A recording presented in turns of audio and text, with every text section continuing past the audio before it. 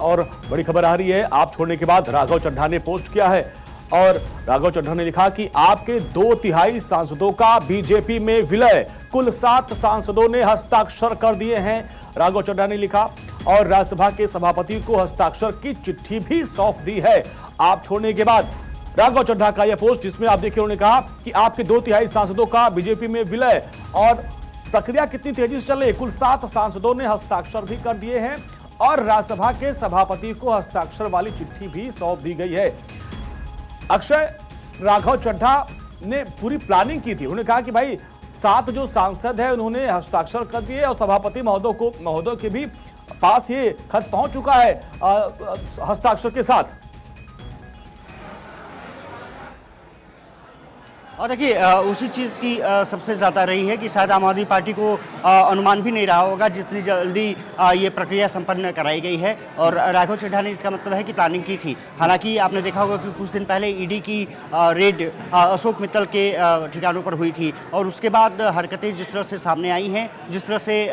प्रक्रिया तेज़ी से आगे बढ़ी है, राघव चड्ढा ने ये मान के चलिए कि सभी को साथ लाने के लिए प्रेरित किया होगा। उन्हीं के नेतृत्व में ये टूट सामने निश्चित रूप से आई है। आम आदमी पार्टी को झटका, 10 में से 7 सांसद अब बीजेपी के साथ विलय करने जा रहे हैं। कुछ देर में एक तरफ से कहा जाए तो औपचारिक रूप से बीजेपी में शामिल हो जाएंगे। उससे पहले उन्होंने राज्यसभा सचिवालय को पत्र लिख दिया था। अब कहा जा सकता है कि प्रेस कॉन्फ्रेंस में कितने नेता शामिल होंगे ये ज़रूर देखना दिलचस्प होगा, लेकिन मुझे लगता है कि सभी दिल्ली में हैं और इसीलिए सभी से हस्ताक्षर करा लिए गए हैं और उसके बाद राज्यसभा सचिवालय को सौंपा गया है। उसी का इंतजार करना होगा। कुछ देर बाद तस्वीरें सामने आ जाएंगी कि कौन कौन दिल्ली में फिलहाल यहाँ पर ज्वाइनिंग अपनी देने जा रहा है, लेकिन ये कहा जा सकता है कि बीजेपी को बढ़त और आम आदमी पार्टी को बहुत बड़ा झटका। आने वाले विधानसभा चुनाव में भी इसका असर देखने को मिल सकता है। पंजाब में जिस तरह से सक्रियता राघव चड्ढा ने निभाई थी और उसके बाद आम आदमी पार्टी को वहाँ पर सत्ता में लाने में भी राघव चड्ढा का एक योगदान माना जाता है। ऐसे में सुपर सीएम का दर्जा हासिल था, बाद में आम आदमी पार्टी में कहीं ना कहीं केजरीवाल से मुझे लगता है कि असहमति कई मुद्दों पर थी और उसके कारण राघव चड्ढा को वहां से जब हटाया गया उन्होंने अपने सुर बदले और स्वाति मालिवाल आपको याद होगा कि बहुत पहले से ही मुखर रही हैं। जब चुनाव दिल्ली का चल रहा था उस समय भी उन्होंने तमाम बातें की थी, लेकिन और अन्य सांसद जिसमें कि संदीप पाठक संगठन मंत्री रहे हैं आम आदमी पार्टी में, इसके अलावा हरभजन सिंह, ये ऐसा लगता नहीं था कि ये सब लोग एक साथ बीजेपी में विलय कर सकते हैं, लेकिन घटनाक्रम तेजी से घटा है और कहीं ना कहीं अब कहा जा सकता है कि कुछ देर की बात है। मुझे लगता है सभी सांसद यहाँ बीजेपी मुख्यालय में देखेंगे। जिनको उपनेता बनाया गया अशोक मित्तल, वो भी राघव चड्ढा के साथ आ गए, तो यहाँ पे किस तरीके से रणनीति बनी, क्योंकि ये एक दिन का मैटर तो होगा नहीं।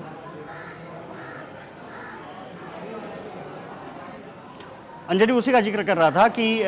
उनको पहले नेता बनाया गया, फिर बाद में आपने देखा होगा कि उनके खिलाफ ईडी की कार्रवाई हुई और उसके बाद वो अब बीजेपी में शामिल होने जा रहे हैं। तो जिस तरह से वॉशिंग मशीन विपक्ष आरोप लगाता रहा है, सभी लोग अब फिलहाल बीजेपी में शामिल होने जा रहे हैं, अपने आप को विलय कर रहे हैं। कानूनी प्रक्रिया हालांकि आम आदमी पार्टी कह रही है कि वो अपने तरीके से अपनाएगी, लेकिन मुझे नहीं लगता कि उसका कोई फायदा होने जा रहा है, क्योंकि अब 2/3 से ज़्यादा लोग जब पार्टी छोड़ करके किसी में विलय कर लेते हैं तो फिर वहाँ पर जो एक तरफ से फेरबदल जो कानून लगता है वो नहीं लागू होता और इसका साफ असर होगा कि बीजेपी को यहाँ पर फायदा होने जा रहा है। अनिल बलूनी के नेतृत्व में मुझे लग रहा है कि बीजेपी ने ये पूरा करामात की है, क्योंकि प्रेस कॉन्फ्रेंस जब राघव चड्ढा कर रहे थे उस समय राज्यसभा सांसद और मीडिया प्रभारी अनिल बलूनी भी वहाँ पर मौजूद थे। वही लेकर के भी राघव चड्ढा और नेताओं को कई जगहों पर पहुँचे थे, बड़े नेताओं से उन्होंने मुलाकात कराई और अब नितिन नवीन के साथ औपचारिक रूप से मुझे लगता है कि बैठक और फिर विलय की जो रूपरेखा है प्रेस कॉन्फ्रेंस, जिसकी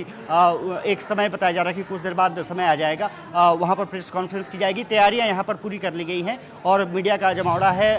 आम आदमी पार्टी के भी कुछ कार्यकर्ता और अन्य भी यहाँ पर पहुँच रहे हैं, ऐसी खबरें निकल के सामने आ रही हैं। कहा जा सकता है कि बीजेपी के लिए विन विन सिचुएशन रही है अंजनी, और अभी इंतजार किया जा रहा है कि सभी यहाँ सांसद पहुँचेंगे और उसके बाद नितिन नवीन के साथ मुलाकात, वरिष्ठ नेताओं के साथ मुलाकात और उसके बाद फिर प्रेस कॉन्फ्रेंस के जरिए फिर ऐलान किया जाएगा। निश्चित रूप से जिस तरह से राघव चड्ढा ने आरोप लगाया कि भ्रष्टाचार में आम आदमी पार्टी डूबी है, वैसे पार्टी के साथ हम काम नहीं कर सकते हैं, लेकिन कहीं ना कहीं पर्दे के पीछे का खेल और रहा है। वही पार्टी रही है जो कि आम आदमी पार्टी, जिसकी राघव चड्ढा ठीक है। तारीफ करते थे। ठीक है अक्षय, आप इस खबर पर नजर बनाए रखिए क्योंकि अब से थोड़ी देर बाद जो है राघव चड्ढा अपने साथियों के साथ बीजेपी दफ्तर पहुंचेंगे, प्रेस कॉन्फ्रेंस होगी और विलय की पूरी प्रक्रिया की जाएगी।